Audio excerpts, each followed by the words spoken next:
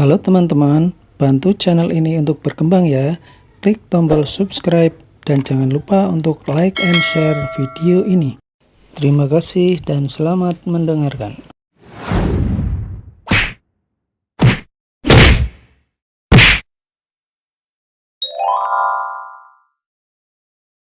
Bab 321, Huawei Porsche edisi terbatas.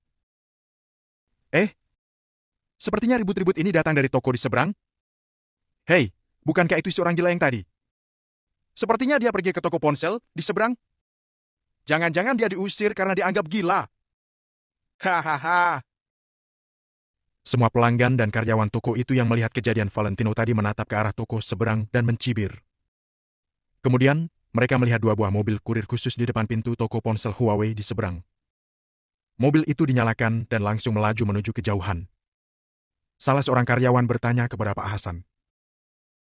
Pak Kepala Toko, bukankah mobil itu digunakan secara khusus untuk mengirim ponsel? Mereka masih harus keluar untuk mengambil barangnya? Berarti hari ini mereka mendapat pesanan yang besar, kan? Pak Hasan menyipitkan matanya, dia sedikit merasa tidak senang. Bagaimanapun juga, orang yang berkecimpung di dunia bisnis yang sama adalah saingan.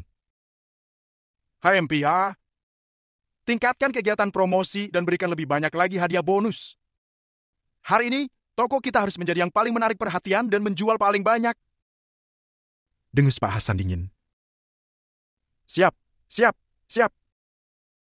Para karyawan toko segera mematuhi perintah kepala toko. Akan tetapi, para pelanggan dan karyawan di toko itu tetap secara refleks menatap ke arah toko di seberang. Masing-masing dari mereka merasa penasaran sekali. Mereka ingin melihat apakah toko di sana bisa mendapatkan barangnya atau tidak.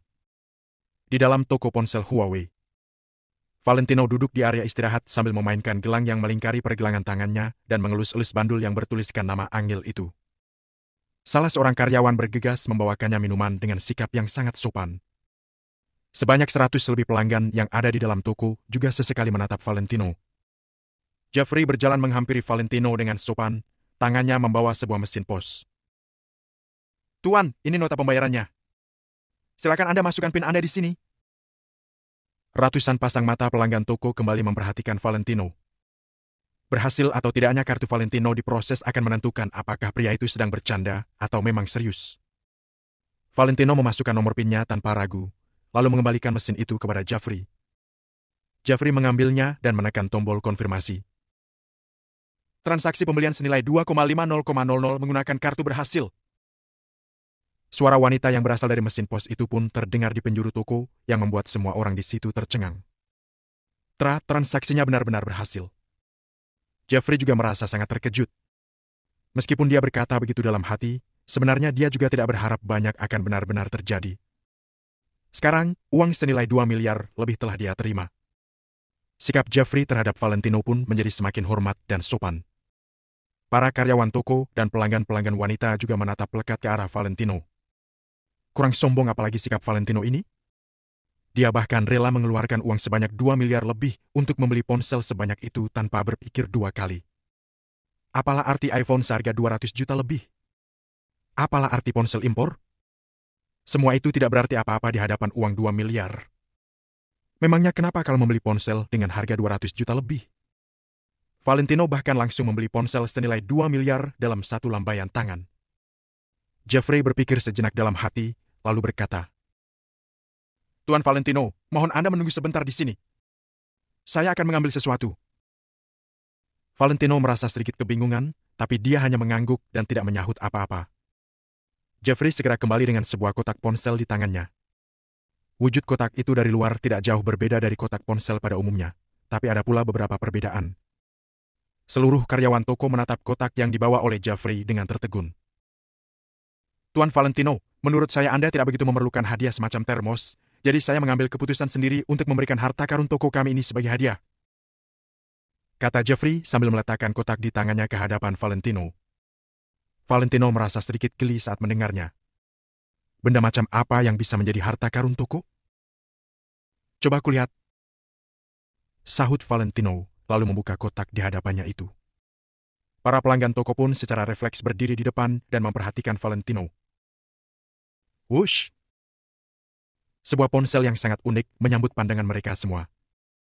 Pandangan mereka seolah tersedot dengan desainnya yang sangat berkelas dan cantik, serta kualitas tambahan ponsel yang mewah dan memesona. Wah, itu Huawei Porsche Mate 30 Hz. Ponsel keluaran terbaru yang merupakan hasil kolaborasi antara perusahaan Huawei dan Porsche. Katanya ponsel ini dijual dengan harga minimal 200 juta dan masih merupakan edisi terbatas di penjuru dunia. Orang-orang di sekitar yang tahu mengenai ponsel itu sontak berkomentar dengan kaget. Tuan Valentino, ini adalah ponsel edisi terbatas dari Porsche. Ini adalah satu-satunya di toko kami, jadi mohon jangan menolaknya, kata Jeffrey dengan sopan. Ini untukku? Tanya Valentino sambil tersenyum nakal. Menurutnya, Angel juga pasti sangat menyukai ponsel ini. Benar, Tuan Valentino. Terima kasih banyak atas dukungan yang telah Anda berikan kepada kami, jawab Jeffrey sambil mengangguk dengan serius. Baiklah, terima kasih, sahut Valentino sambil tersenyum. Tentu saja dia tidak akan menolak hadiah ini. Cara kerja toko ponsel Huawei ini memang sangat gesit. 100 unit ponsel sisanya sudah diambil dalam waktu 10 menit saja. Tuan Valentino yang terhormat, apa Anda perlu kami membantu membawakan ponsel-ponsel ini ke mobil Anda? Tanya Jeffrey dengan sopan. Bagaimanapun juga, mana mungkin Valentino sanggup membawa 200 lebih unit ponsel seorang diri. Valentino berpikir sejenak dan bertanya. Barusan, kulihat kalian menyediakan layanan pengukiran dengan laser di sini. Jeffrey segera menjawab dengan hormat. Benar, Tuan Valentino. Jika Anda bersedia, kami akan memberikan layanan pengukiran dengan laser secara gratis kepada Anda. Tulisan atau pola apapun yang Anda inginkan tidak jadi persoalan. Baiklah. Kalau begitu, tolong ukir tulisan Meteor di atas seluruh unit ponsel Huawei warna biru langit, sedangkan tulisan Maple Rain diukir di atas ponsel yang warna mutiara. Perintah Valentino sambil mengangguk. Nanti dia tinggal meminta Angel untuk memilih saja. Kalau istrinya memilih ponsel dari Porsche ini, berarti Valentino akan menggunakan ponsel Huawei warna biru langit. Akan tetapi, ponsel edisi terbatas dari Porsche ini tidak bisa diukir karena bagian belakangnya dilapisi oleh bahan beludru kulit. Baiklah, Tuan Valentino. Mohon tunggu sebentar, kami akan segera mengukirkan namanya untuk Anda, jawab Jeffrey tanpa ragu. Setelah itu, semua karyawan di dalam toko ponsel itu bergerak. Hanya tersisa 5 orang karyawan saja yang bertugas untuk melayani pembelian pelanggan lainnya, sementara semua sisanya bergegas menjalankan perintah Valentino. Sebenarnya, saat ini tidak ada satupun dari para pelanggan yang butuh dilayani. Segala yang terjadi dengan Valentino membuat mereka merasa sangat tercengang, sehingga mereka tidak lagi ingin membeli ponsel. Lebih dari 200 unit ponsel Huawei P30 Pro diletakkan di atas meja kaca dengan rapi. 10 orang karyawan toko yang mengenakan sarung tangan dengan cepat membuka kardus ponsel, lalu meletakkan ponsel dengan hati-hati di atas handuk lembut yang sudah disiapkan di atas meja. Layar 200 unit ponsel Huawei warna biru langit dan 1 unit ponsel Huawei warna mutiara dihadapkan ke atas dan terlihat oleh pandangan semua orang. Srek! Srek! Srek! Semua lampu di dalam toko pun dimatikan dan membuat 200 unit ponsel itu nampak lebih berkilauan. Saat ini, wujud toko ponsel itu seperti pabrik pembuatan ponsel dan menghasilkan produk akhirnya. Ada juga 10 orang profesional yang sudah melakukan uji coba dan merancang model tulisannya, lalu mulai mengukir ponsel itu. Shung! Shung! Shung! Sinar laser pun berpendar dan memercik mengukir kata-kata Meteor pada bagian belakang ponsel. Bab 322, Petasan Menggelegar. Saat ini, Valentino juga sedikit senang. Ponsel yang diukir dengan kata Meteor ini akan dikirimkan ke tangan setiap penanggung jawab rencana Meteor. Kelak, ponsel ini akan menjadi suatu tanda. Dengan melihat Meteor akan mengetahui rencana Meteor. Pemandangan di tempat membuat orang-orang seperti melihat dunia baru. Banyak pelanggan bahkan mengeluarkan ponsel untuk memotretnya. Jeffrey tidak berani menunda waktu Valentino, jadi dia mengarahkan dan mengawasi semua orang untuk menyelesaikan tugas dengan baik. Segera, 201 ponsel pun selesai diukir. Tuan Valentino, silakan lihat. Jeffrey mengulurkan tangannya dan menunjuk ke arah meja kaca. Di atas selimut lembut yang ada di atas meja kaca, 201 ponsel diletakkan dengan rapi. Dari awal sampai akhir, ponsel-ponsel tersebut memenuhi seluruh meja kaca yang panjang itu. Valentino melangkah maju secara perlahan. Dia meletakkan tangannya dengan ringan di atas meja kaca, lalu berjalan dari depan ke belakang. Seperti jenderal yang mengawasi prajurit, Valentino melihat ponsel-ponsel yang ada di depan matanya dengan tatapan tenang. Kata meteor yang didesain pada belakang ponsel terlihat seperti api yang membara.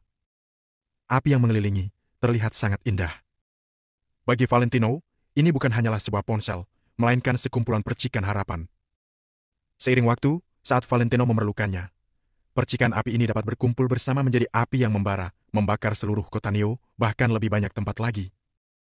Sebuah percikan api dapat memicu kebakaran besar. Rencana meteor pasti akan membawakan Valentino kejutan yang sangat besar. Valentino melangkah maju perlahan. Pelanggan yang menonton di sekitar pun memberikan jalan padanya. Wajah mereka penuh dengan kekaguman. Valentino mengemas ponsel Huawei Porsche edisi terbatas itu ke kotak pembungkus biasa, lalu memasukkan Huawei warna biru langit ke dalam sakunya. Kemudian, Valentino melihat ke arah Jeffrey sambil berkata, "Baik, masukkan ke kotak lagi. Aku sendiri yang akan membawa 2 ponsel ini." "Baik. Tuan Valentino, tunggu sebentar." Jeffrey mengangguk dengan hormat, kemudian mengenakan sarung tangan dan mengemas ponsel-ponsel itu ke dalam kotak dengan hati-hati. Valentino berkata lagi, "Bantu aku antar ke mobil ya." Tentu saja, Jeffrey mengangguk kepalanya dengan cepat. Seluruh karyawan toko ponsel itu juga bersama-sama membantu untuk mengemas ponsel-ponsel itu. Di dalam toko ponsel yang awalnya Valentino pergi, beberapa sales menganggur untuk sementara waktu. Mereka pun berdiskusi tentang hal tadi. Sales wanita berambut panjang itu mencibir. Barusan aku melihat orang gila itu pergi ke toko ponsel di seberang. Kenapa dia masih belum keluar?" "Haha, mengapa kamu terus memikirkan orang gila itu? Apakah kamu menyukainya?" Canda orang di sebelahnya. "Aku menyukainya. Orang tidak waras itu. Akan tetapi, jika dia benar-benar menghabiskan uang sebesar 1,2 miliar untuk membeli 200 ponsel, aku juga tidak keberatan untuk menambah WhatsApp-nya." Setelah mendengar ini, Pak Hasan pun mencibir. "Jika orang yang memiliki mobil senilai 200 juta mampu mengeluarkan uang sebesar 1,2 miliar untuk membeli ponsel, maka kepala toko selama 3 tahun ini dilakukan sia-sia. Apa yang dikatakan Pak Hasan benar. Hanya tidak tahu mengapa dia masih belum keluar. Hehe, mungkin saja toko ponsel Huawei ini dipermainkan oleh si bodoh itu. Kepala toko mereka, Jeffrey, juga bodoh. Bagaimana bisa dia dibandingkan dengan Pak Hasan kita?" "Benar. Tidak dapat diperbandingkan sama sekali. Haha, biarlah 2 orang bodoh itu bermain bersama." Semua orang mencibir, dan juga beberapa pelanggan yang ada dari tadi pun tersenyum tak berdaya. Plik-plak! Bambiug!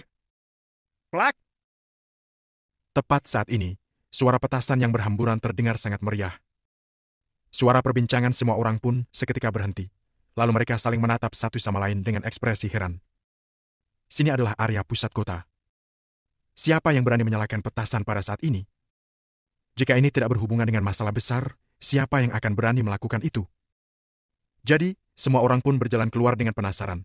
Bahkan Pak Hasan pun mengikuti mereka. Tidak hanya toko mereka saja, termasuk toko ponsel iPhone di samping dan orang lainnya yang ada di jalanan ramai ini pun berlari keluar untuk melihat kemeriahan ini. Saat ini, barulah mereka melihat bahwa petasan ini ternyata dinyalakan oleh toko ponsel Huawei. Saat ini, di depan pintu toko ponsel Huawei, sebuah petasan merah panjang digantung tinggi dan dinyalakan, suaranya menggelegar. Sementara di depan toko itu terdapat belasan sales cantik yang berbaris rapi dan berdiri dengan hormat dengan etika yang standar. Tatapan semua orang tertarik, apa yang akan dilakukan toko ponsel Huawei ini? Apakah mereka sedang membuat acara atau ada kedatangan tokoh besar? Pada saat ini, seorang pemuda berpakaian sederhana berjalan keluar dari dalam toko, tangannya masih mengambil sebuah kotak ponsel. Orang yang tahu pasti dapat langsung melihat bahwa itu adalah ponsel edisi terbaru yang berharga lebih dari 12 juta. Akan tetapi, sebuah ponsel yang berharga 12 juta bukanlah sesuatu hal yang luar biasa. Kepala toko, bukannya itu si orang gila tadi? Dia benar-benar membeli ponsel," kata sales berambut panjang itu sambil menunjuk Valentino. "Hehe, bukannya dia mau 200 buah? Kenapa dia hanya mengambil 1 saja?" cibir Pak Hasan. "Benar, hanya 1. Sales yang melayani Valentino sebelumnya pun mengangguk-angguk kepalanya. Wajahnya penuh dengan penghinaan. Akan tetapi, saat ini sales itu merasa sedikit menyesal di dalam hatinya. Tiada rotan akar pun jadi, walau hanya 1 buah ponsel. Dia sendiri juga akan mendapatkan komisi yang lumayan banyak, namun sekarang dia hanya bisa menyesalinya. "Tuan Valentino!" Pada saat ini, belasan sales cantik di depan pintu berteriak secara bersamaan. Wajah mereka penuh dengan kekaguman. Mendengar ini, Valentino hanya tersenyum tanpa daya dan mengibas-ngibaskan tangannya. Jeffrey ini memang hebat mencari masalah. Dia langsung memperlakukan Valentino seperti kaisar, tetapi Valentino benar-benar tidak begitu suka dengan pemandangan ini. Sementara Pak Hasan yang ada di sebelah sini sudah tertawa setengah mati. Melihat Valentino yang mengibas-ngibaskan tangannya kepada sales-sales itu, mereka pun semakin tertawa terbahak-bahak. Apakah Valentino mengira sales-sales itu sedang menyapanya? Setelah itu, Jeffrey memimpin berjalan di depan dan diikuti oleh karyawan pria yang berbaris panjang ke belakang. Sepertinya, semua karyawan pria yang ada di toko ini sudah ditarik keluar. Hal ini tidak mengherankan. Yang mengejutkan semua orang di sekitar adalah setiap karyawan ini memegang nampan dengan kedua tangan mereka.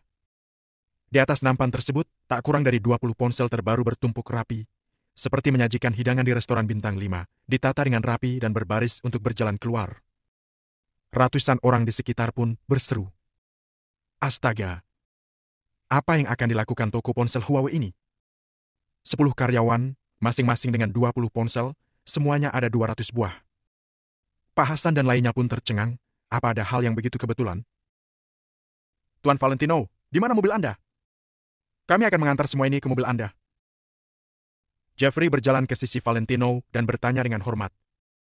Valentino mengangguk setelah mendengar ini, lalu dia pun langsung menekan kunci mobilnya.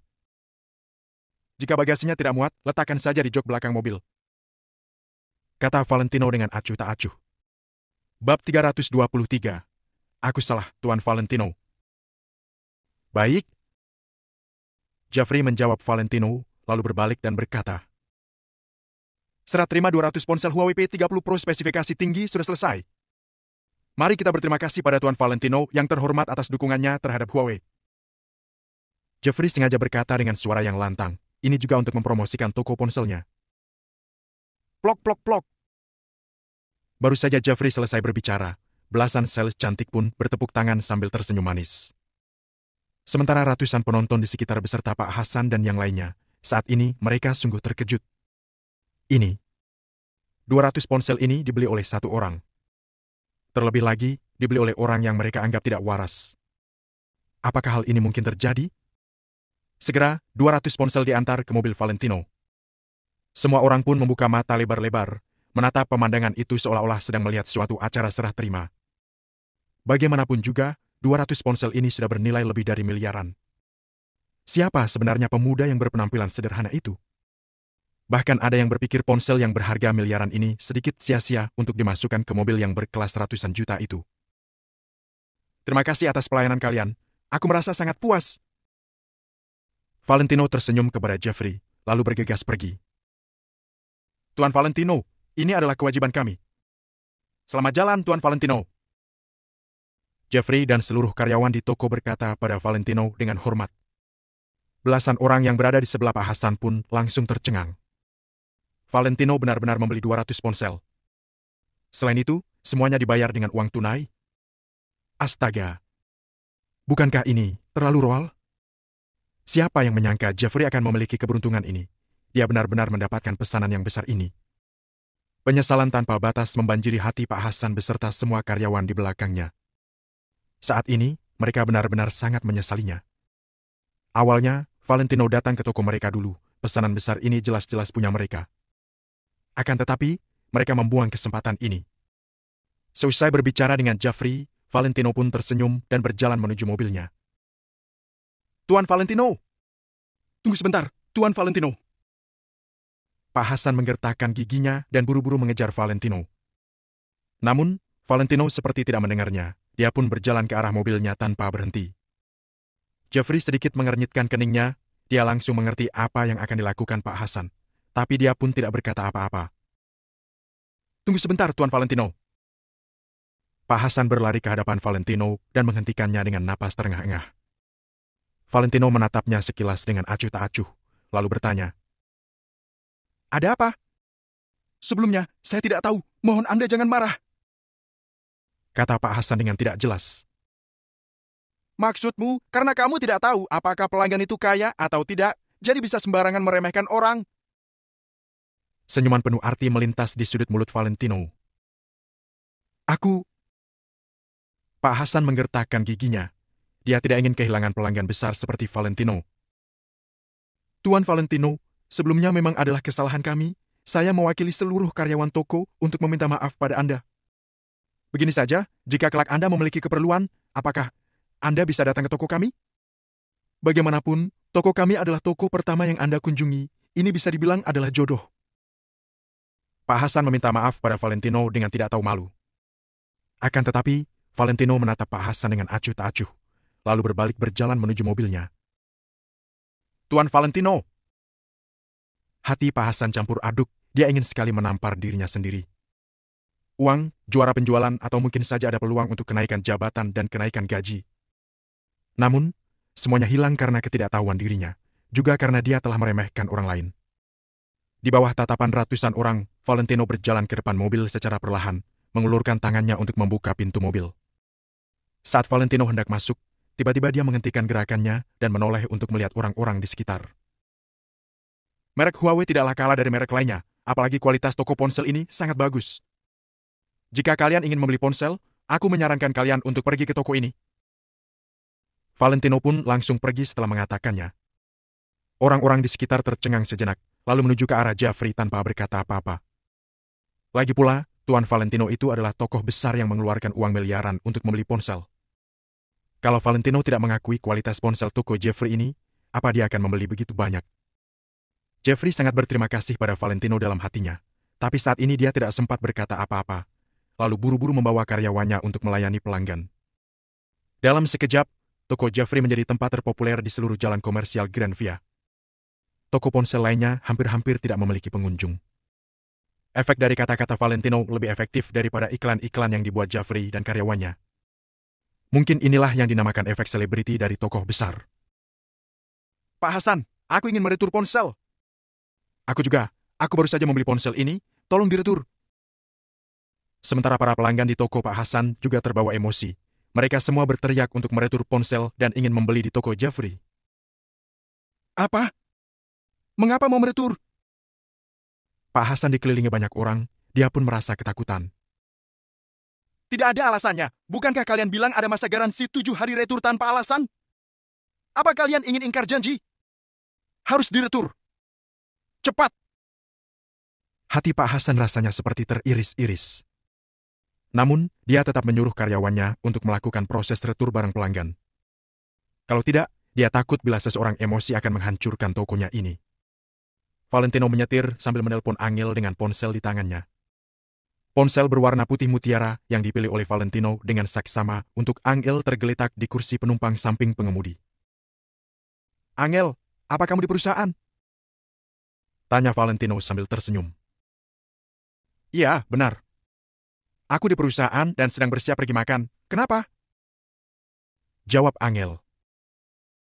Kalau begitu, kamu tunggu di perusahaan, jangan kemana-mana. Valentino tersenyum ringan.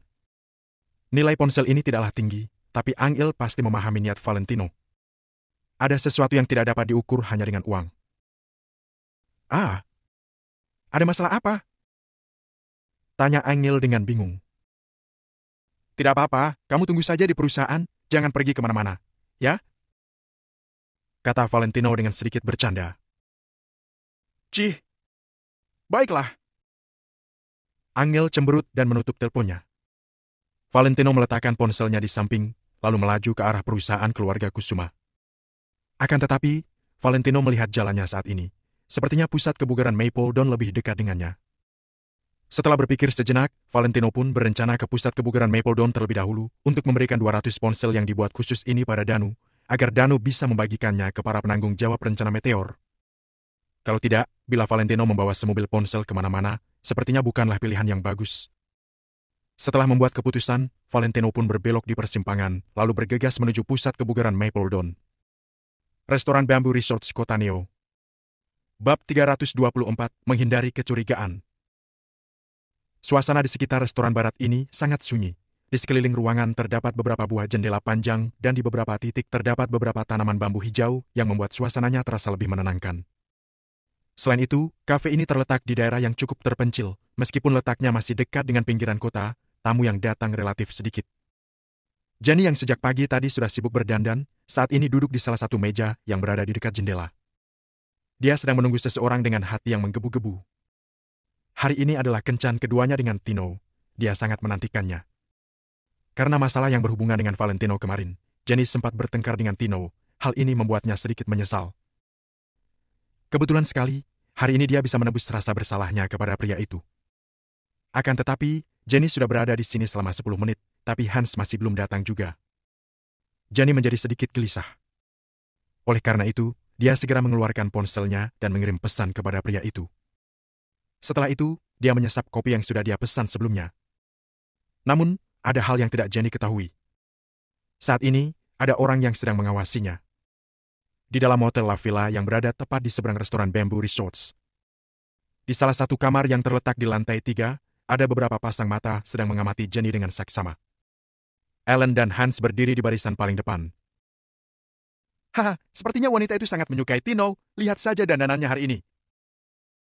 Ucap Ellen sambil menjilat bibirnya sekilas. Cantik sekali. Jenny benar-benar cantik sekali. Hans menggosok kedua tangannya dengan penuh semangat sambil terus mengamati Jenny. Tidak usah terburu-buru. Aku menyewa kamar ini untuk 8 jam. Kita bisa bermain dengannya sampai puas. Apa kamu sudah melaksanakan semua yang aku perintahkan? Ujar Ellen dengan santai. Sudah, Kak Ellen, semuanya sudah beres. Hans menepuk-nepuk dadanya dengan keras. Baiklah. Marvin, kemarilah sebentar. Kata Ellen dengan santai. Hah? Marvin sedang memikirkan sesuatu dengan serius. Ketika Ellen memanggil namanya, dia baru tersadar dari lamunannya. Kamu ini sedang apa? Kita hendak menjalankan misi, kenapa kamu malah melamun? Ellen mengerutkan keningnya. Kak Ellen, aku hanya sedang berpikir, apa kita benar-benar akan menyerang Jenny? Lalu bagaimana kalau Valentino? Marvin berkata dengan ragu-ragu. Plak! Ellen tiba-tiba berbalik badan dan langsung menampar Marvin. Kalau kamu sanggup melakukannya, cepat lakukan. Kalau tidak sanggup, pergi dari sini sekarang juga. Ekspresi wajah Ellen terlihat sangat ganas dan mengerikan. Dia seperti binatang buas yang hilang kendali. Tamparan Ellen membuat tubuh Marvin sedikit terhuyung ke belakang. Marvin hanya menundukkan kepalanya tanpa mengatakan apa-apa. Cepat katakan, kamu sanggup melakukannya atau tidak? Ucap Ellen dengan marah sambil memelototi Marvin. Sanggup. Jawab Marvin dengan cepat. Ellen hanya merespons jawaban Marvin dengan dengusan dingin, kemudian langsung berbalik badan lagi dan lanjut mengamati Jenny. Kak Ellen, sebenarnya kekhawatiran Marvin cukup masuk akal. Kalau seandainya Jenny menyebarkan masalah ini, meskipun Valentino tidak bisa berbuat apa-apa terhadap kita, tapi hal yang kita lakukan ini adalah perbuatan kriminal. Saat ini, Hans juga merasa sedikit khawatir. Apa yang kamu takutkan? Kita hanya perlu mengambil beberapa foto bugil Jenny dan merekam proses saat kita bermain dengannya. Kalau Jenny berani mengadukan perbuatan kita, aku akan menyebarkan video dan foto-fotonya. Aku yakin sekali dia tidak akan membiarkan reputasinya hancur. Selama kita mempunyai sesuatu yang bisa kita gunakan untuk mengancamnya, dia tidak akan berani macam-macam. Ada sorot kejam yang melintas di mata Ellen. Hans terdiam selama beberapa detik, setelah itu baru berkata sambil mengelurkan ibu jarinya. Kak Ellen, kamu sangat cerdik. Cepat utus orang itu, kita bisa menjalankan misi kita sekarang juga. Marvin, kamu tidak perlu pergi. Ellen mendengus dingin. Marvin langsung mengangguk tanpa ragu sedikit pun. Hans mengambil ponselnya dan langsung menghubungi seseorang. Setelah itu, dia hanya menunggu dengan tenang. Tidak lama kemudian, ada seorang pemuda yang berjalan memasuki kafe tempat Jenny berada, kemudian langsung mengambil tempat duduk di seberang Jenny. Setelah mereka berdua berbincang sebentar, Jenny terlihat sedikit ragu, tapi pada akhirnya dia mengambil tasnya kemudian berjalan keluar dari kafe tersebut bersama dengan pemuda itu. Bagus sekali. Dia memakan umpan kita. Ellen tertawa dengan keras. Di depan pintu restoran Bamboo Resorts. Tadi kamu bilang Kak Tino menyuruhmu datang ke sini untuk menjemputku ya? Begitu berada di luar, Jenny langsung bertanya lagi kepada pemuda itu.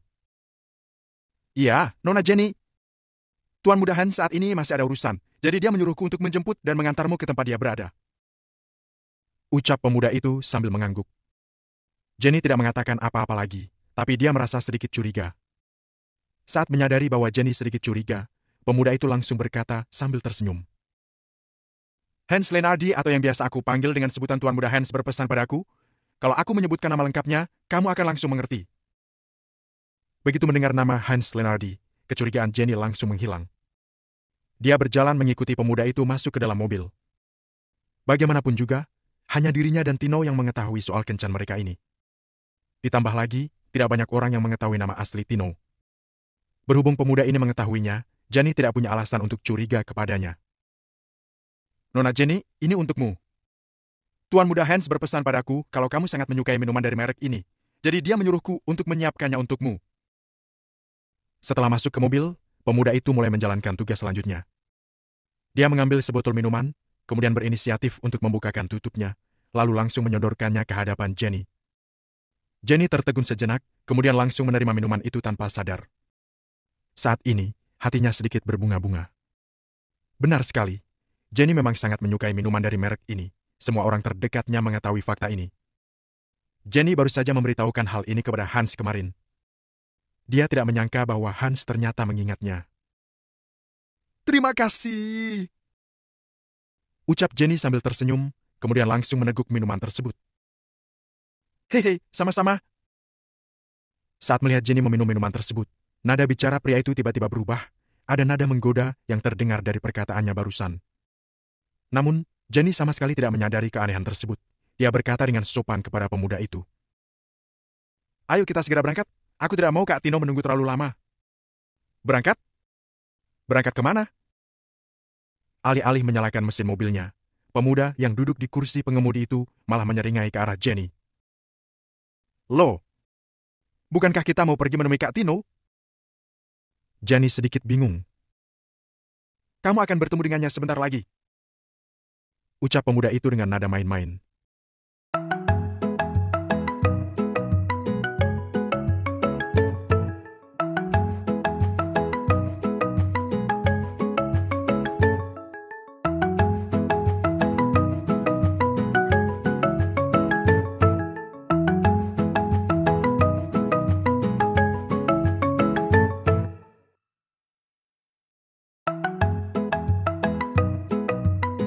Saat Jenny hendak mengatakan sesuatu lagi, tiba-tiba dia merasa kepalanya sedikit pusing.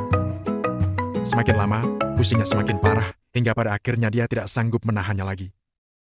Jenny hanya merasakan dunia seolah berputar-putar.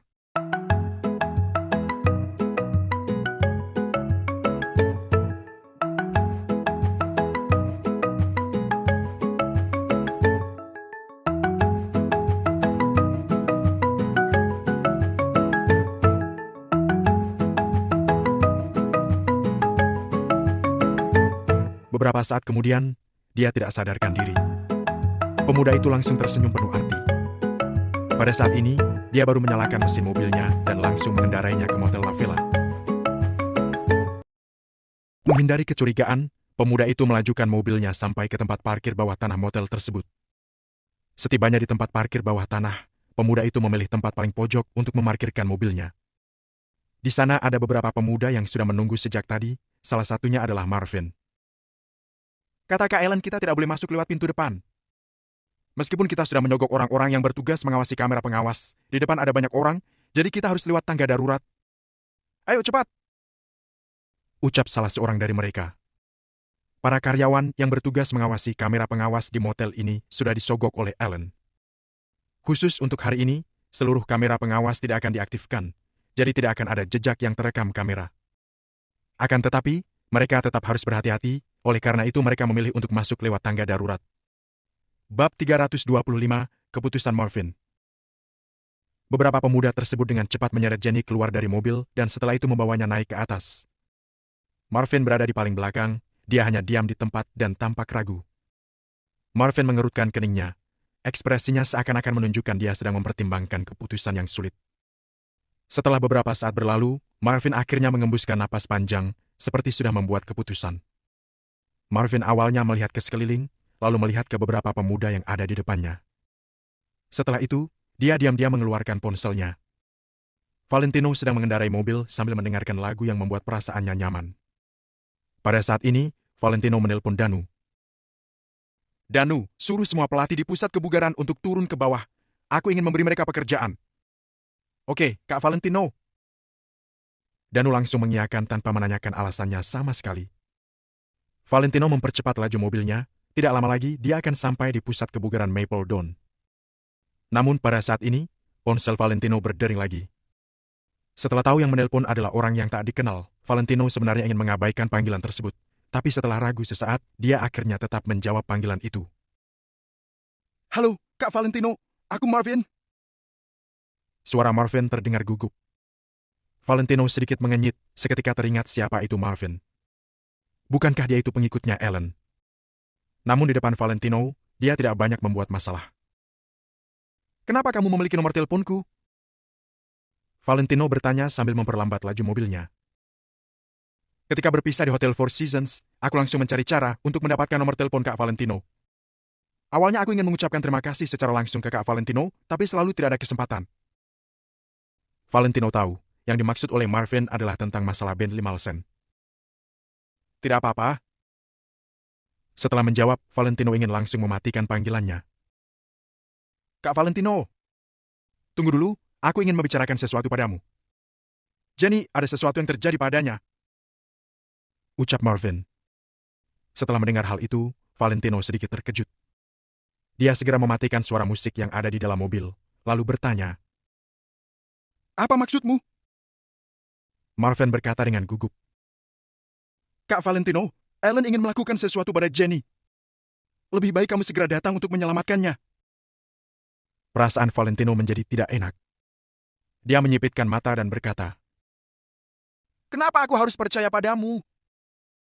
Karena Ellen sebenarnya sangat membenci Valentino, jadi dia mengira kalau ini adalah jebakan Ellen. Kak Valentino, kamu harus percaya padaku. Marvin lanjut berkata, Aku sudah merusak mobilmu, tapi kamu tidak perhitungan padaku, jadi aku sama sekali tidak akan melupakan kebaikanmu. Juga, aku tidak ingin melakukan hal-hal seperti ini dengan Ellen. Perkataan Marvin terdengar sangat tulus. Di mana lokasinya? Ekspresi Valentino sangat serius. Di Motel La Vela. Sekarang mereka sudah naik ke atas. Kak Valentino, kamu harus bergegas. Marvin menggertakkan giginya. Kalau kamu membohongiku, aku akan menghabisimu dan juga seluruh perusahaan Ellen. Setelah selesai berbicara, Valentino mematikan teleponnya. Pada saat yang sama, Valentino langsung berbalik arah dan segera menuju ke Motel La Vela. Di Motel La Vela, kamar ke-302. Melihat Jenny yang tidak sadarkan diri dibawa masuk oleh beberapa pemuda, mata Ellen jadi berbinar. Kemudian Ellen melangkah maju menuju ke hadapan Jenny. Hans awalnya mengira Ellen akan memeluk Jenny tanpa ragu. Akan tetapi, ekspresi Ellen malah berubah menjadi sedikit galak, lalu menampar Jenny dengan keras. Plak! Terdengar suara tamparan yang nyaring, membuat Hans dan beberapa orang lainnya terbelalak. Jenny saat ini sedang pingsan, jadi ditampar pun tidak akan membuatnya bereaksi. Jenny, dasar jalang! Aku sudah mengejarmu selama 3 tahun dan kamu tidak pernah memedulikanku. Tapi, hanya karena seorang pria dari internet yang rela menghamburkan uang untukmu, kamu langsung menyerahkan diri. Bahkan kamu juga sangat memperhatikan penampilanmu. Apakah kamu sedang memintaku untuk melakukan sesuatu padamu? Perasaan Ellen saat ini sangat tidak senang, jadi dia sekali lagi menampar wajah Jenny. Bukankah kakak iparmu sangat hebat? Kenal dengan Kak Ethan dari perusahaan Black Tiger Security, juga Tuan Mario dan Cindy. Bukankah dia juga mengendarai Bentley? Apakah kamu kira aku tidak tahu? Pemilik mobil Bentley itu sebenarnya bermarga Harahap, bukan Wijaya. Hampir saja aku dibuat terkejut oleh kalian. Sambil berbicara, Ellen ingin menampar wajah Jenny lagi dengan kejam. Jenny saat ini dipegang oleh 2 orang pemuda. Kepalanya yang miring ke satu sisi, menunjukkan tanda merah di pipinya dengan jelas. Sudahlah, Kak Ellen. Kalau begini terus, kamu tidak bisa bersenang-senang. Kata Hans sambil buru-buru menghalangi. Ellen akhirnya tidak jadi memukul Jenny lagi. Dia tersenyum sinis. Taruh dia di atas kasur. Beberapa pemuda itu segera melempar Jenny ke atas kasur, setelah itu pergi meninggalkan ruangan. Kak Ellen, jangan lama-lama ya. Aku tunggu di kamar sebelah, hehe. Hans tertawa. Tenang saja. Ingat, jangan sampai ada yang masuk. perintah Ellen. Hans memberikan gestur oke dengan tangannya, lalu meninggalkan Ellen dan Jenny di dalam ruangan. Pada saat ini, Ellen mengunci pintu kamar, berjalan ke arah televisi dan menyalakan kamera kecil yang menghadap ke kasur. Dengan perasaan puas, dia mengangguk-anggukan kepalanya. Kamera kecil semacam ini hanya bisa menyala selama beberapa jam saja, tapi sangat mudah dibawa kemana-mana dan juga tidak mudah diketahui oleh orang lain. Dengan adanya video ini, Ellen pasti bisa mengendalikan Jenny. Kalau tidak ingin dipermalukan, Jenny hanya bisa mendengarkan perkataan Ellen dengan taat. Hei, hari ini aku ingin lihat betapa jalangnya Jenny ini. Ellen tertawa sambil melepaskan jaketnya, lalu berjalan ke arah kasur. Pada saat ini, ada sebuah mobil yang melaju secepat kilat dan menerobos ke tempat parkir Motel La Vela. Bang! Pintu mobil terbuka dan Valentino turun dari dalam mobil tersebut. Ketika melihat Marvin, Valentino langsung meremas kerah baju milik Marvin dan mendorongnya ke tembok. Katakanlah, sebenarnya apa yang terjadi? Wajah Valentino sangat berbeda, tatapannya juga sangat dingin, membuat Marvin menelan ludah. Jenny, dia dibawa ke kamar 302 oleh Ellen. Jawab Marvin dengan tergagap. Valentino menatap mata Marvin dalam-dalam, kemudian dia melepaskan Marvin dan langsung naik ke atas. Kak Valentino, di atas ada banyak orang yang akan menghalangimu. Marvin di belakang memberi peringatan. Namun pada saat ini, hati Valentino sangat cemas, jadi dia tidak bisa berlama-lama. Jenny memang tidak suka dengan Valentino dan bahkan salah paham dengannya, tapi Jenny juga adiknya Angel. Karena Valentino adalah suaminya Angel, berarti Jenny juga termasuk keluarganya. Kalau ada sesuatu yang terjadi pada Jenny, Angel pasti sangat sakit hati. Seorang suami harus tahu apa yang boleh dilakukan dan apa yang tidak boleh dilakukan. Akan tetapi, ada beberapa hal yang harus tetap dilakukan, sekalipun orang lain tidak mengerti. Marvin melihat ke sekeliling, lalu langsung pergi dari sana. Marvin diam-diam sudah memberitahu Valentino, tidak peduli siapapun yang menang nantinya, dia tetap tidak bisa berada di tengah-tengah. Jadi Marvin merasa, dia lebih baik pergi dari kota Neo dan bersembunyi. Dia sama sekali tidak bisa menyinggung Valentino ataupun Ellen. Valentino dengan cepat naik ke lantai 3. Dia melihat beberapa pemuda yang sedang berdiri sambil merokok dan mengobrol di depan kamar. Hehe, gadis itu lumayan juga. Kak Ellen benar-benar beruntung. Jangan khawatir, nanti kalau Kak Ellen sudah bosan, mungkin kita bisa mencicipinya. Tanpa berpikir panjang, apalagi bicara omong kosong, Valentino langsung bergegas ke sana. Bab 326. Aku akan membunuh siapapun yang menghalangiku. Bilg!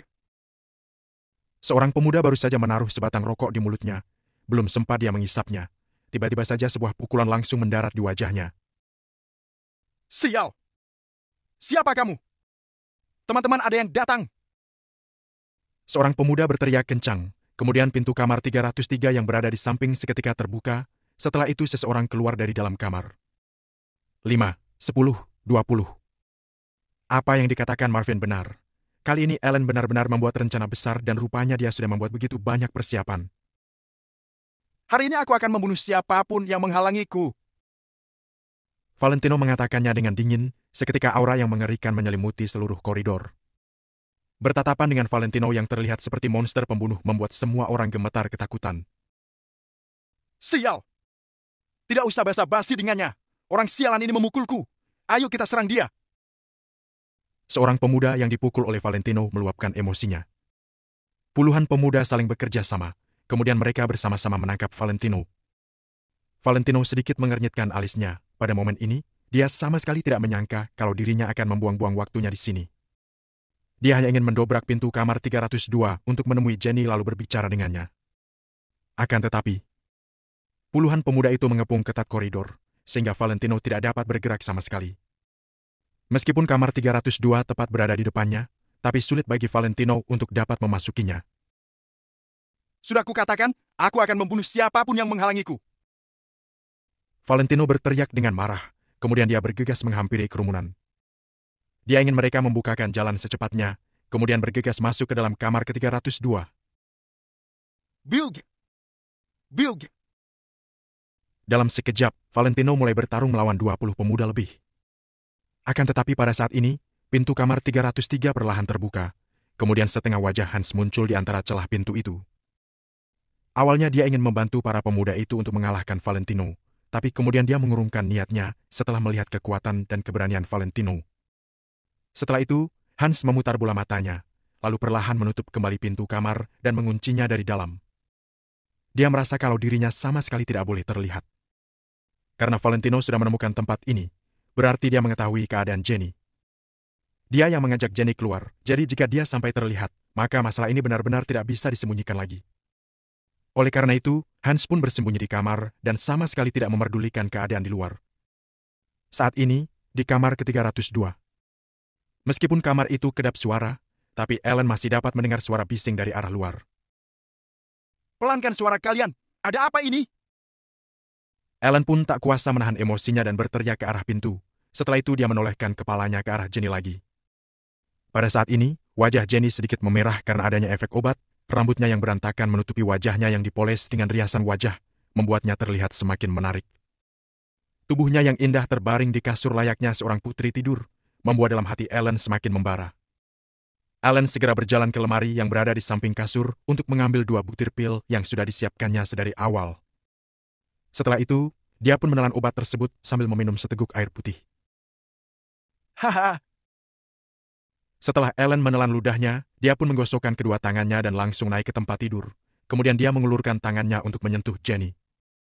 Pada saat ini, Ellen terlihat seperti bajingan, matanya menyiratkan kegembiraan, gerakannya lembut dan pelan.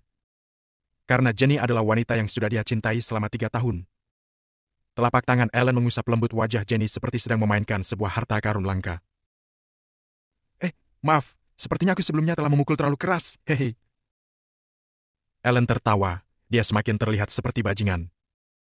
Jenny tentu tidak tahu kalau sekarang wajahnya memerah seperti habis mabuk dan dirinya terbaring di kasur dalam keadaan tidak sadarkan diri. Karena Ellen yang secara khusus menyuruh seseorang membeli obat untuk dimasukkan ke dalam minuman itu. Efek obat itu benar-benar manjur. Ellen terlihat lebih bersemangat, dia menyentuh wajah kanan Jenny sekali lagi. Akan tetapi, Jenny sama sekali tidak mengetahui semua hal ini, karena jika dia mengetahuinya, bagaimana mungkin Ellen berhasil? Wush! Hei! Ellen terus tertawa kegirangan, setelah itu dengan cepat dia melepas sepatu Jenny lalu memainkan kaki mungilnya. Setelah melakukan semua itu, efek obat yang sebelumnya Ellen minum terasa semakin kuat, seluruh tubuhnya menjadi hangat. Pada saat ini, mata Ellen penuh dengan hasrat ingin bercumbu. Karena efek obat itu pula, kepalanya terasa sedikit ringan, pikirannya dipenuhi dengan beberapa hal indah. Ellen melepaskan pakaiannya, kemudian dia bergegas mendekat ke arah Jenny. Kudengar kakakmu lebih cantik darimu, haha. Ellen tersenyum penuh arti. Hingga saatnya tiba, Ellen akan memegang Jenny, membiarkannya melakukan apa yang seharusnya dia lakukan. Mendapatkan sepasang adik kakak yang cantik bukanlah hal yang mustahil. Ellen mengulurkan kedua tangannya perlahan ke tubuh Jenny, kemudian tepat ketika dia hampir menyentuh tubuh Jenny. Bilg! Tepat pada saat ini, seseorang mendobrak kencang pintu kamar hingga membuat kunci pintu itu penyok dan terbuka. Dapatkah kamu membayangkan betapa kuatnya benturan itu? Ellen pun seketika tersadar, kemudian dia menolehkan kepalanya untuk melihat. Dia melihat seorang pemuda muncul dari pintu. Kedua lengannya memegang daun pintu dan matanya memperhatikan setiap sudut kamar. Siapa lagi kalau bukan Valentino? Ellen, kalau kamu berani menyentuhnya, akan kuhancurkan seluruh keluargamu. Valentino berteriak dengan dingin. Sial! Bagaimana bisa kamu ke sini? Ellen sedikit bingung. Belum sempat Valentino masuk, puluhan pemuda yang berada di belakang mengejarnya lagi. Ketika berada di luar tadi, dia sama sekali tidak melakukan perlawanan, dia hanya mendobrak pintu ketika ada kesempatan. Karena meski dia sangat kuat sekalipun, dia membutuhkan waktu yang lama untuk mengalahkan puluhan pemuda itu. Kalau dia terlambat, maka Jenny akan dalam keadaan yang lebih berbahaya. Bagaimana bisa dia membuang-buang waktunya di luar? Pintu ini memang terbuka. Akan tetapi, puluhan pemuda yang berada di belakang juga ikut menyerbu ke arahnya. Valentino tidak banyak bicara, dia langsung menyerang Ellen. Akan tetapi, 2 orang pemuda yang berada di belakang meraih pakaian Valentino dan memegangnya erat. Valentino tiba-tiba tertarik, dalam sekejap bajunya robek tercabik-cabik, tapi layaknya seekor makan yang keluar dari kandang, dia bergegas ke arah Ellen. Bilg! Berkat keahliannya dalam mengambil momentum, Valentino pun berhasil melompat, kemudian menendang tulang rusuk Ellen. Fisik Ellen tidak ada apa-apanya di hadapan Valentino. Dia langsung ditendang hingga terjatuh dari kasur. Bu, Ellen terjungkir ke bawah kasur. Es. Valentino tanpa ragu melepas bajunya. Kemudian dia menutupi tubuh Jenny menggunakan bajunya yang sobek itu. Ah, sialan! Bunuh dia! Aku akan bertanggung jawab atas kematiannya! Ellen menelan ludahnya, wajahnya terlihat mengerikan. Tanpa mengucapkan sepatah kata pun, puluhan pemuda itu segera berkerumun masuk ke dalam kamar, kemudian menyerang Valentino. Kamar ini aslinya cukup besar, tapi ketika puluhan pemuda itu masuk, kamar ini pun berubah menjadi sangat sempit. Valentino terdorong ke sisi kasur dan tidak dapat bergerak, terlebih dia harus melindungi Jenny, sulit baginya untuk keluar di antara banyak orang. Akan tetapi, Valentino masih tidak gentar, dia tidak melangkah mundur meski hanya setengah langkah. Dia melindungi Jenny yang berada di sisinya layaknya seorang dewa penjaga. Bab 327, Niat Tersembunyi yang Terungkap. Hanya terlihat Valentino mengulurkan tangan dan mengambil lampu meja yang ada di samping tempat tidur, lalu tiba-tiba membantingnya ke depan. Bam! Perang! Lampu kaca di samping tempat tidur mengenai kepala seorang pemuda dan langsung hancur berkeping-keping. Valentino, dasar kamu idiot! Apa kamu tahu kalau Jenny mengatakan pada kami bahwa kamu adalah sampah? Kamu hanyalah sampah di mata Jenny, untuk apa kamu datang melindunginya? Ellen mengutuk dengan suara lantang. Jenny boleh tidak menganggapku sebagai kakak ipar, tapi aku akan menganggapnya sebagai adik selamanya. Ellen, aku akan membuatmu membayar atas kejadian hari ini. Valentino berkata dengan dingin tanpa menoleh ke belakang. Sial! Pukul dia! Kepung! Lalu pukul dia! Teriak Ellen dengan marah. Dalam sekejap, orang-orang itu melangkah maju sekali lagi dan bersama-sama menyerang Valentino dengan ganas. Kebugaran fisik Valentino dan kekuatan tubuhnya tidak lemah. Bukan hanya tidak lemah, dia juga jauh lebih kuat daripada kebanyakan orang. Kalau tidak, bagaimana mungkin Benji yang merupakan penerus jurus tinju keluarga Sutopso bisa kalah telak? Akan tetapi, meskipun kuat, Valentino tetaplah manusia biasa. Satu orang akan sulit untuk mengalahkan musuh yang banyak jumlahnya. Seorang pahlawan tidak bisa menahan kawanan serigala. Valentino tertekan ketika menghadapi belasan pemuda itu sendirian. Selain itu, saat ini ruang di dalam kamar penuh dan sesak. Valentino kesulitan untuk merentangkan kepalan tangan dan kakinya. Ditambah lagi Valentino harus melindungi Jenny yang ada di belakangnya. Dia merasa sedikit khawatir. Dengan begini, Valentino tampak semakin tertekan. Hanya dalam waktu singkat, tubuh Valentino sudah ditinju beberapa kali. Kemeja lengan pendek yang harganya murah itu pun ditendang sampai meninggalkan 2 tapak kaki. Meskipun demikian, Valentino sama sekali tidak bisa mundur karena ada Jenny di belakangnya. Jadi, Valentino hanya bisa berdiri di tempat dan melawan belasan orang itu. Belasan orang itu langsung menyerang secara bergantian.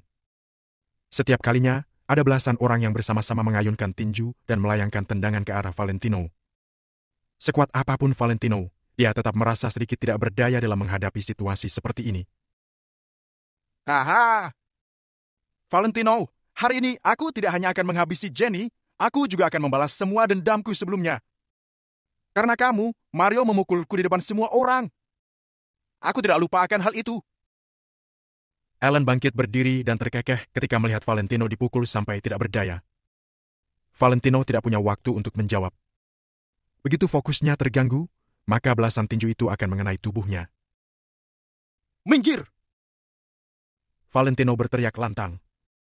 Begitu Valentino melayangkan tinjunya, wajah 5-6 pemuda itu terkena pukulan keras darinya.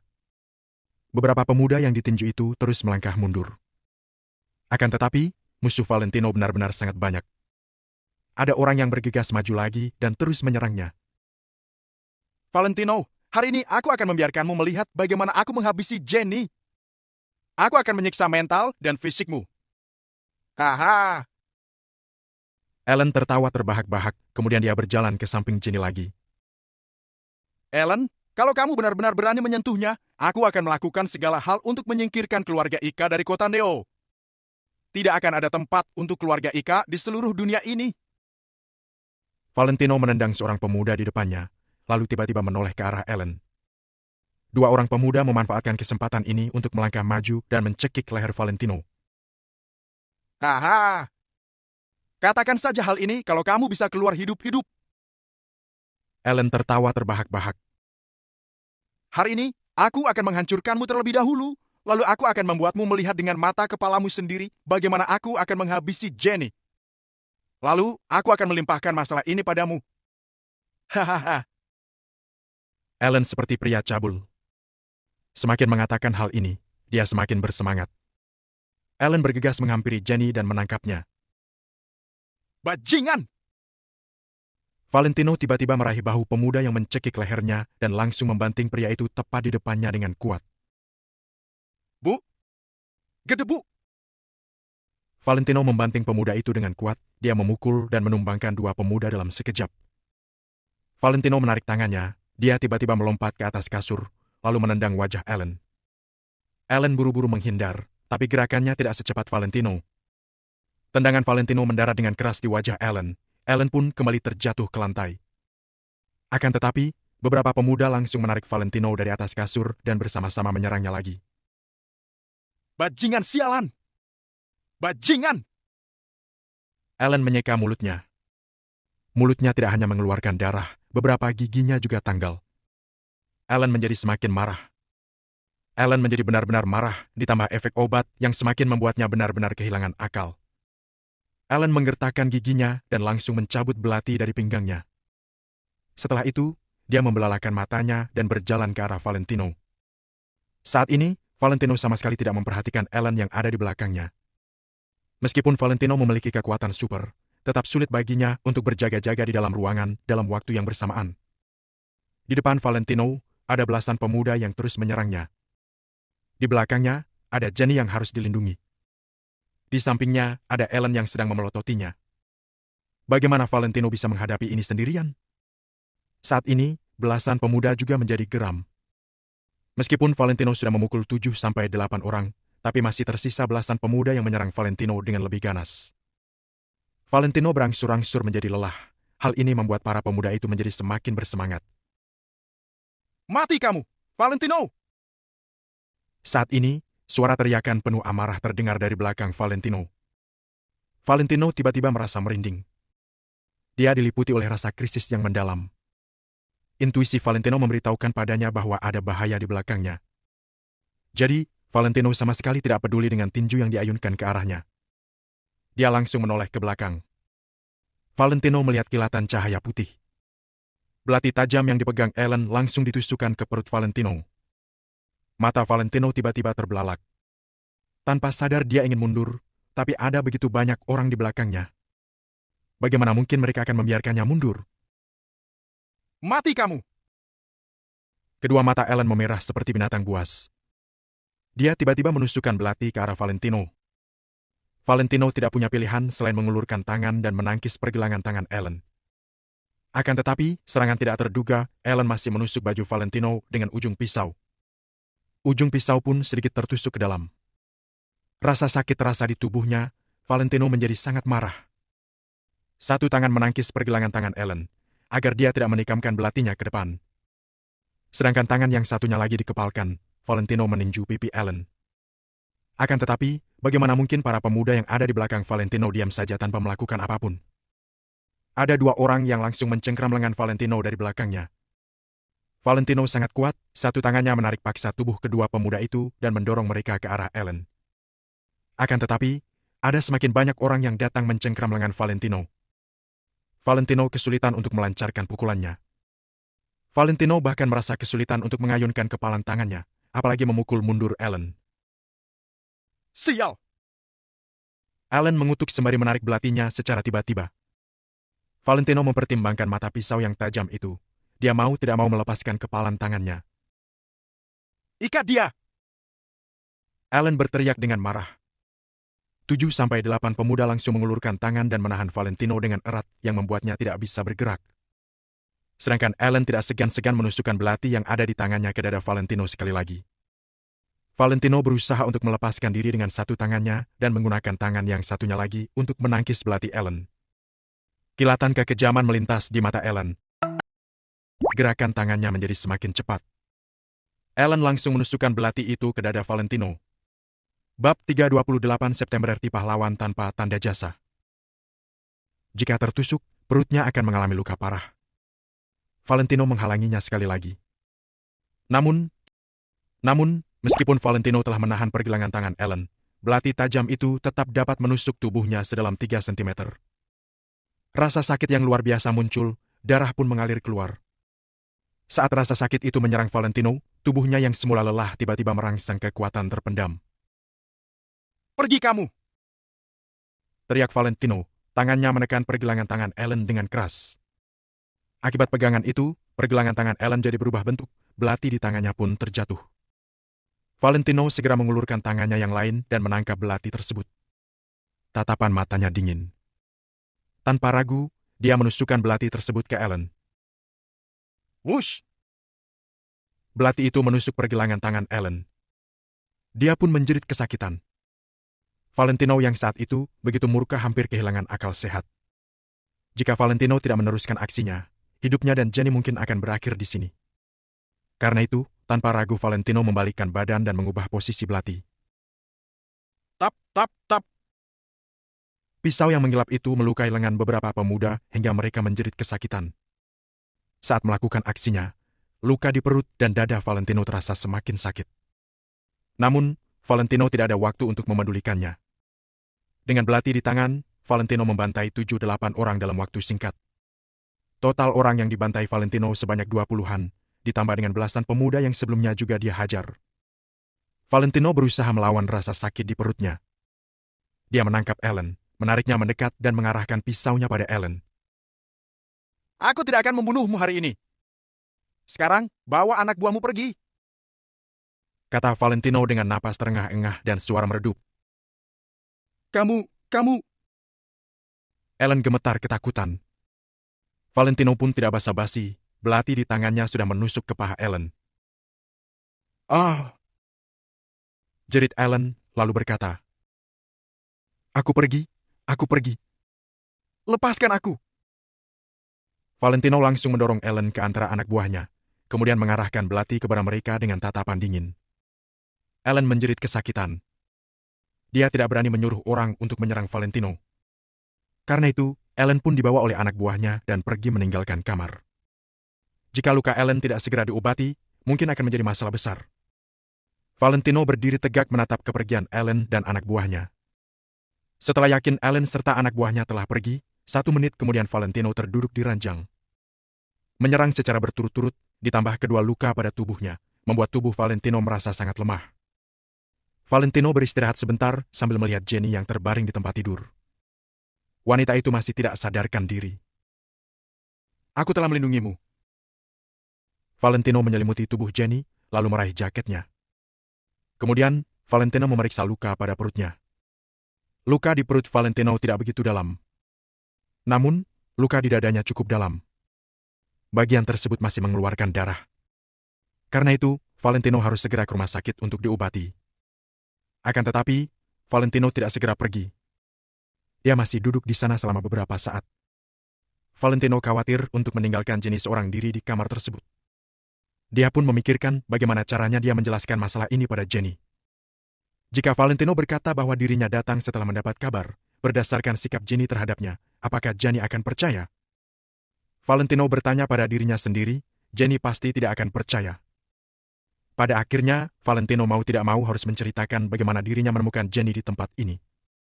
Valentino sendiri pun tidak menyangka Marvin akan melapor kepadanya, apalagi Jenny. Beruntung Marvin membocorkan rahasia tersebut, jika tidak, entah apa yang akan terjadi. Karena itu, Valentino tidak ingin menyangkut pautkan masalah ini dengan dirinya. Kalau tidak, persoalan ini akan semakin sulit.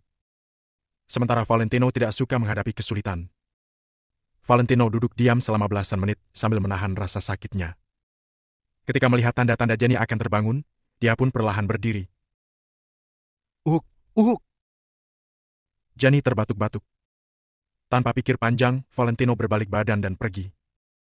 Sementara Jenny yang terbaring di tempat tidur perlahan membuka mata, melihat Valentino yang berjalan ke arah pintu. Namun, belum sempat dirinya melihat pria itu secara jelas, Valentino sudah membuka pintu dan keluar. Dia pergi seperti pahlawan tanpa tanda jasa yang telah menyelesaikan tugasnya. Valentino turun ke bawah, lalu berjalan menuju lobi. Para pegawai di lobi hotel tercengang saat melihat Valentino muncul dengan pakaian terkoyak-koyak dan bekas darah. Valentino menghampiri meja resepsionis dan berkata, Suruh beberapa dari kalian pergi ke kamar 302. Seusai memberi perintah, Valentino meninggalkan hotel tersebut. Kasir itu tertegun selama 8 detik. Setelah itu, dia segera memanggil kasir yang lain dan berkata, "Pergilah ke atas. Periksa, apakah terjadi sesuatu di kamar yang dia sebutkan. Tadi ada banyak laki-laki yang turun dengan kondisi terluka. Sekarang orang ini juga turun dengan kondisi terluka. Pasti telah terjadi sesuatu di atas sana. Memangnya apa yang terjadi?" "Dari monitor, sepertinya semua baik-baik saja," kata kasir kedua sambil menunjuk ke arah monitor. Begitu kasir pertama melihatnya, dia pun menggoyang-goyangkan monitor tersebut sambil berkata, "Ya ampun, sudah dibilang jangan sering main HP. Monitor ini tidak bergerak sama sekali. Cepat ke atas." Kasir kedua tertegun selama beberapa saat. Dia pun memanggil 2 ibu petugas kebersihan untuk pergi ke kamar yang disebut oleh Valentino. Di dalam kamar ke-302, Jenny perlahan membuka matanya dan melihat sekeliling. Begitu pandangannya menjadi jelas, raut wajah Jenny berubah. Dia segera mengintip di balik selimut. Wajahnya langsung pucat seperti disengat listrik. Kemejanya setengah terbuka. Jantung Jenny berdegup kencang. Perasaan kaget dan marah memenuhi hatinya. Jenny segera memeriksa tubuhnya dan juga meregangkan kedua kakinya. Detik berikutnya, Jenny pun bernapas lega. Selain mukanya yang terasa sakit seperti habis ditampar, tidak ada bagian tubuh lainnya yang sakit. Beruntung, tidak ada hal lain yang dirasakannya. Meskipun demikian, Jenny tetap tidak terima. Bagaimana bisa pakaiannya dilucuti oleh seorang laki-laki di hotel? "Bukankah aku sedang menemui Kak Tino? Kenapa sekarang?" Jenny menggaruk kepalanya. Dia segera mengancing pakaiannya dan duduk di sisi tempat tidur. Jenny pun mencoba mengingat-ingat kembali dalam benaknya. Benar. Ada yang bilang padaku bahwa dia menjemputku untuk menemui Kak Tino. Lalu setelah itu, aku tidak ingat lagi. Ucap Jenny sambil mengamati kamar tempat dirinya berada sekarang. Kamar yang seharusnya bersih dan rapi saat ini seperti kapal pecah. Kursi-kursi terbalik dan juga terdapat pecahan kaca di mana-mana, bahkan ada noda darah di lantai. Jenny tertegun melihat pemandangan ini. Apa yang telah terjadi saat dirinya pingsan? Ketika Jenny bersiap untuk turun, dia menoleh ke tempat tidur. Terdapat beberapa jejak sepatu yang terlihat jelas di spray putih tersebut. Bab 329, Jejak. Jenny sangat bingung, lalu mengeluarkan ponselnya untuk memotret jejak sepatu itu. Setelah itu, dia menelpon Hans. "Halo, Jenny, ya?" Ponselnya sudah berdering selama beberapa saat. Hans pun menggertakkan giginya untuk mengangkat panggilan itu. "Kak Tino, kamu pergi kemana? Kenapa? Aku bisa ada di hotel." Saat ini Jenny agak kebingungan, dia sama sekali tidak tahu apa yang terjadi. Jenny sungguh tidak tahu apakah hal ini ada hubungannya dengan Tino atau tidak. "Hah? Kamu ada di hotel? Untuk apa?" Hans terdiam sejenak, lalu bertanya dengan waspada. Jangan-jangan Jenny tidak mencurigai dirinya. "Aku juga tidak tahu. Ada orang yang mengatakan ingin membawaku mencarimu, tapi setelah itu aku sudah tidak tahu apa yang terjadi. Apakah Tino ada mengutus orang untuk menjemputku?" Jenny sungguh tidak tahu harus bagaimana menceritakan masalah ini. Tidak, kok. Tadi aku baru selesai sibuk, lalu pergi ke restoran Bamboo Resorts, tapi aku tidak melihatmu. Setelah itu, aku juga tidak bisa menghubungi nomormu. Kukira kamu ada sesuatu. Jadi pulang duluan, makanya aku juga pulang." "Kenapa? Apa ada sesuatu yang terjadi?" Saat ini jantung Hans sedang berdegup kencang, tapi dia masih berusaha bersikap wajar. Jenny sangat ingin bertanya siapa yang mengutus pemuda itu untuk menjemputnya. Namun, dia tidak ingin Hans mengetahui hal ini. Kalau Hans sampai tahu kalau dia telah dijemput sampai ke dalam hotel, meski tidak ada apa-apa yang terjadi, Hans pasti tidak senang. Sementara Jenny tidak ingin Hans merasa tidak senang dan tidak ingin Hans salah paham. Seperti yang sering dikatakan orang-orang, wanita yang sedang mabuk cinta, otaknya tidak bisa berjalan sempurna. Otak Jenny yang sekarang hanya merupakan sebuah pajangan saja. "Kenapa, Jenny? Apa yang terjadi? Tadi kamu bilang kamu masih di hotel. Apa yang kamu lakukan di hotel?" tanya Hans pura-pura curiga. "Hah? Tidak, kok. Aku hanya ada sesuatu. Kita lain kali baru bertemu saja." Jenny buru-buru mengakhiri pembicaraan dan juga sekaligus menutup panggilannya. Jenny merasa bersalah. Dia merasa dirinya seperti ini agak bersalah terhadap Hans. Tap, tap, tap. Tiba-tiba, pelayan resepsionis datang membawa 2 bibi petugas kebersihan masuk ke dalam kamar dengan cepat. Mereka bertiga seketika tertegun saat melihat kondisi kamar yang terlihat mengenaskan itu. Nona, kamu baik-baik saja kan? Tanya bibi petugas kebersihan itu. Aku baik-baik saja. Jenny ragu sejenak, tapi pada akhirnya dia tidak menceritakan apapun. Masalah seperti ini sangatlah memalukan. Untungnya dia tidak kenapa-kenapa. Bisa dibilang itu adalah sesuatu yang baik di antara kesialan ini.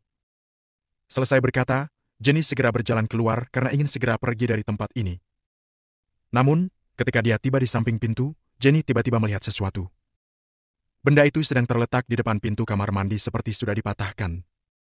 Pada saat ini, Jenny langsung terdiam, lalu memicingkan matanya. Dia mengenali benda itu. Dia juga mengenali pemilik benda itu. Tiba-tiba dia terpikir sesuatu. Ketika dia sudah akan siuman, sepertinya dia melihat ada sebuah bayangan kabur. Napas Jenny semakin memburu, kemudian merasa sangat marah. Siapa yang memesan kamar ini? Tanya Jenny sambil menoleh kepada pelayan resepsionis hotel tersebut. Aku tidak hafal dengan namanya, tapi orang itu adalah seorang pemuda yang usianya tidak jauh denganmu. Sepertinya agak lebih tua sedikit darimu. Jawab pelayan resepsionis itu. Begitu mendengar jawaban pelayan resepsionis itu, Jenny semakin yakin dengan tebakannya. Apa kamu memerlukan nama yang pasti? Tanya pelayan resepsionis itu dengan hati-hati. Tidak perlu. Wush. Jenny memungut benda itu, kemudian bergegas meninggalkan hotel seolah sedang melarikan diri. Dia ingin bertanya pada pemilik benda itu, kenapa dia melakukan hal seperti itu padanya. Setelah Jenny pergi, pelayan resepsionis dan kedua bibi petugas kebersihan itu saling memandang. Tidak, hari ini aku yang bertugas, tapi aku tidak melihat wanita itu masuk ke kamar. Gumam pelayan resepsionis itu. Tamu hotel hari ini tidak banyak, sementara Jenny adalah wanita yang sangat cantik. Kalau Jenny daftar masuk kamar, dia pasti akan menyadarinya.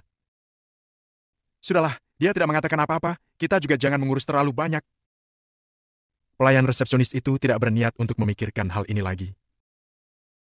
Ya, hanya saja kamar ini sangat sulit dibereskan. Bibi petugas kebersihan itu melihat lantai yang dipenuhi dengan serpihan kaca. Pelayan resepsionis itu seketika terdiam, kemudian memandang kamar yang sangat menyedihkan itu. Dia pun menepuk tangannya dengan keras dan berkata, Gawat! Seharusnya tidak boleh membiarkan wanita itu pergi. Setelah berteriak, pelayan resepsionis itu segera mengejar Jenny, tapi di lorong sudah tidak ada batang hidung Jenny. Waktu sudah berlalu cukup lama, tentu saja Jenny sudah pergi entah kemana. Gawat! Kita harus bagaimana? Tanya pelayan resepsionis itu dengan panik. Jenny adalah orang terakhir yang keluar dari kamar ini. Kini orang itu sudah pergi, maka siapa yang akan mengganti rugi kerusakan yang ada di kamar ini? Lampu ranjang, televisi dan benda-benda lainnya, semuanya mengalami kerusakan. Total kerusakan itu setidaknya memerlukan puluhan juta. Panggil 112. Cepat telepon 112. Pelayan resepsionis itu bergegas mengeluarkan ponselnya dan bersiap untuk menelpon 112 untuk menyelidiki masalah ini. Kalau dia yang pergi mencari orangnya, sepertinya 3 hari 3 malam dia juga tidak akan berhasil. Rumah sakit ketiga kota Neo, di ruang administrasi departemen bedah. Valentino sedang duduk di sebuah bangku, sementara seorang perawat sedang membersihkan lukanya. Sedangkan Hendrik sedang berdiri di samping sambil menundukkan kepalanya, bagaikan seorang anak SD yang melakukan kesalahan. Wajahnya juga diliputi dengan perasaan bersalah. Pak Hendrik tidak perlu seperti itu. Duduklah. Valentino melambaikan tangannya. Namun, Hendrik masih tidak berani duduk. Tuan muda Valentino, beberapa hari ini aku diawasi Marco dengan ketat dan kekuasaanku juga terus direbut. Apapun yang ingin kulakukan juga semakin sulit. Jelas Hendrik. Tidak apa-apa. Jawab Valentino dengan santai sambil melambaikan tangannya. Dia tahu apa yang terjadi dengan Maple Rain Real Estate. Marco memanfaatkan nama keluarga Wijaya untuk menekan Hendrik. Sedangkan beberapa orang yang setia kepada Valentin telah diatur ke berbagai daerah untuk rencana meteor. Bagaimanapun, hal itu juga sangat penting. Kalau diserahkan pada orang lain, Valentino juga tidak akan tenang. Jadi, selama beberapa waktu ini, tidak ada orang yang diam-diam melindungi Valentino. Tuan Muda Valentino, bagaimana kalau kita menarik beberapa orang kembali? Ujar Hendrik. Valentino mengulurkan tangannya sebagai isyarat untuk menghentikan ucapan Hendrik, kemudian berkata kepada perawat yang ada di sampingnya. Terima kasih. Suster boleh pergi dulu. Baik. Perawat itu mengangguk hebat dan segera mengikat perban dengan baik. Setelah itu, dia bergegas membereskan obat-obatannya dan pergi. Ketika membersihkan luka Valentino tadi, dia sangat gugup. Orang sehebat Hendrik biasanya disambut oleh kepala rumah sakit. Akan tetapi, Hendrik malah terus memanggil Valentino dengan sebutan Tuan Muda Valentino. Bukankah itu berarti Valentino jauh lebih hebat darinya? Oleh karena itu, dia tetap diam selama mengobati luka Valentino. Jantungnya juga terus berdegup kencang, seolah-olah takut akan menyinggung Valentino. Bab 330. Mereka tidak memiliki kemampuan seperti itu. Setelah perawat itu pergi, Valentino memakai baju yang baru dibelinya tadi untuk menutupi lukanya. Kemudian, dia baru meminta Hendrik duduk. Orang-orang dalam rencana meteor tidak boleh disentuh. Kalau tidak, itu hanya akan memengaruhi seluruh keadaan. Jadi, suruh mereka tetap siaga pada posisi masing-masing. Tanpa perintah dariku, siapapun tidak boleh melakukan apapun. Ucap Valentino. Hal itu tidak bisa diganggu-gugat lagi. Orang-orang dari rencana meteor hanya boleh mendengar perintah Valentino seorang. Tapi, Tuan Muda Valentino, kalau terjadi sesuatu dengan Anda, rencana meteor ini tidak ada artinya. Kata Hendrik sambil menghela napas panjang. Hahaha. Hanya dengan sampah seperti Ellen, masih belum cukup hebat untuk mencelakaiku. Hari ini aku yang terlalu gegabah. Valentino melambaikan tangannya sambil tersenyum penuh arti. Hendrik masih ingin mengatakan sesuatu, tapi langsung dipotong Valentino. Tenang saja, kalau aku ada perlu, Dano akan membantuku. Baiklah. Jawab Hendrik dengan tidak berdaya. Setelah itu, Hendrik kembali bertanya.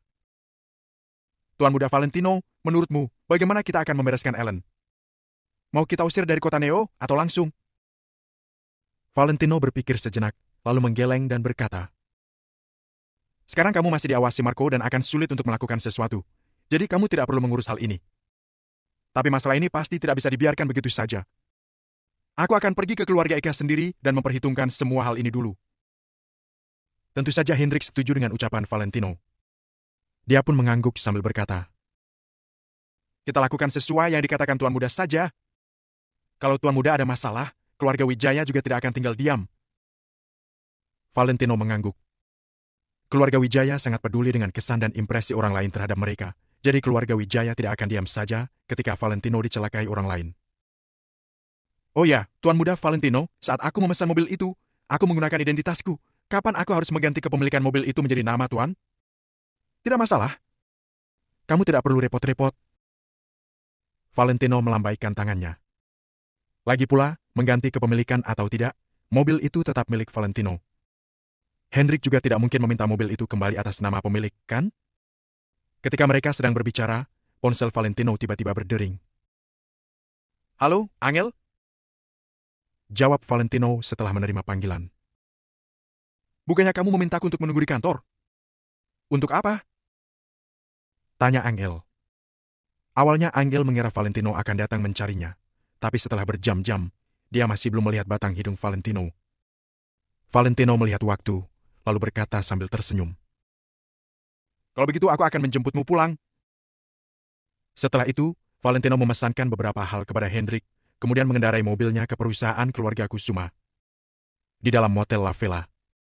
Begitu pihak 112 menerima panggilan dari Motel La Vela, mereka langsung mengutus 2 petugas yang bersangkutan dan bergegas bergerak menuju Motel La Vela. Kalian bilang, ada orang yang merusak kamar kalian, tapi orangnya sudah pergi. Tanya salah seorang petugas. Benar, benar. Orang itu pergi sesudah merusak kamar ini. Berdasarkan perkiraan kasar, kerugian ini mencapai puluhan juta. Lapor resepsionis itu. Begini saja, coba kamu keluarkan rekaman kamera pengawas, lalu berikan padaku data tamu yang menginap di kamar ini, biar kami bisa menentukan tersangkanya. Ucap petugas itu sambil mengeluarkan sebuah alat kecil. Baiklah. Resepsionis itu mengangguk, kemudian pergi memanggil pekerja yang bertugas untuk mengawasi kamera pengawas dan pergi mengambil data tamu yang menginap di kamar ke-302. Namun, begitu pekerja yang bertanggung jawab atas kamera pengawas datang, mereka baru tahu kalau pusat pengendalian kamera pengawas hari ini sedang bermasalah, sehingga tidak ada rekaman yang tertinggal sama sekali. Salah satu petugas itu mengernyitkan keningnya, kemudian menatap pekerja yang bertanggung jawab atas kamera pengawas dan berkata, "Kalau begitu, bantu cek data tamu kamar ini." Resepsionis itu segera membawakan data tersebut dan memberitahu nama dan nomor KTP tamu tersebut. Petugas yang satunya lagi segera menggunakan alat kecil itu untuk memeriksa nama dan nomor KTP tadi. Sekarang sudah zaman internet, semua informasi bisa dicari dengan cepat dari sistem ke-112. Akan tetapi, beberapa saat kemudian, petugas itu menggelengkan kepalanya. "Orang ini tidak ada di dalam data kita. Data dan KTP-nya juga palsu." Petugas itu menggoyangkan alat tersebut. Dia sama sekali tidak bisa menemukan data orang yang dimaksud. Dengan kondisi seperti ini, mereka akhirnya sadar kalau tamu ini memiliki tujuan terselubung dan sudah punya persiapan yang matang. Bisa-bisanya orang itu tidak meninggalkan jejak, dia pasti sudah melakukan perencanaan yang matang.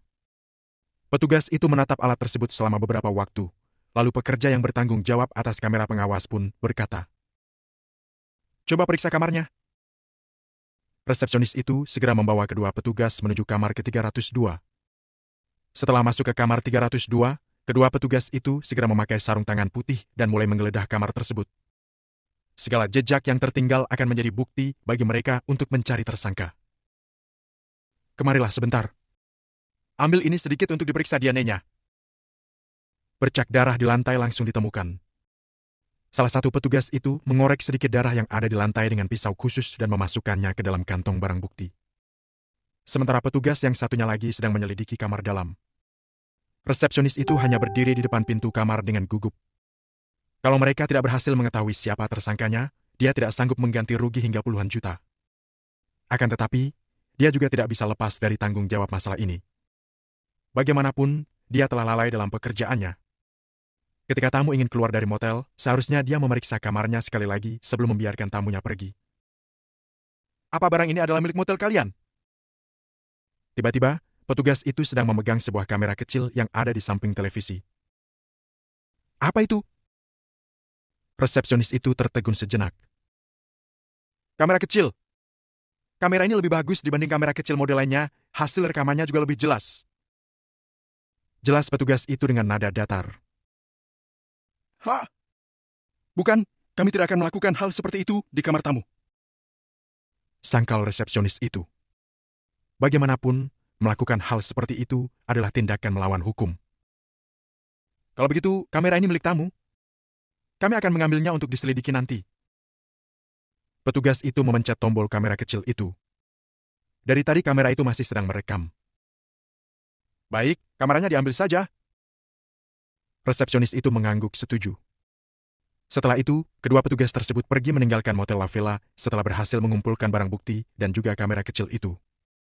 Di depan pintu perusahaan grup Kusuma, Angel masih sedang berdiri di sana dengan segala kecantikannya sambil menunggu kedatangan Valentino. Drap! Drap! Drap! Suara sepatu hak tinggi pun terdengar. Kalau didengar berdasarkan suara itu, tampaknya orang tersebut memiliki temperamen yang agak tidak sabaran. Terlebih lagi, dari langkah kaki itu, tampaknya bukan seorang saja. "Loh, Angel? Kamu sedang menunggu suamimu menjemput dengan Bentley, ya?" Olok seseorang. Angel menoleh ke belakang dan melihat Kiara sedang menatap dirinya dengan tatapan meremehkan. Di samping Kiara masih ada seorang wanita. Wanita itu adalah bagian dari keluarga Kusuma. Dia adalah cucu dari adiknya Tuan Besar Kusuma, namanya Danya Kusuma.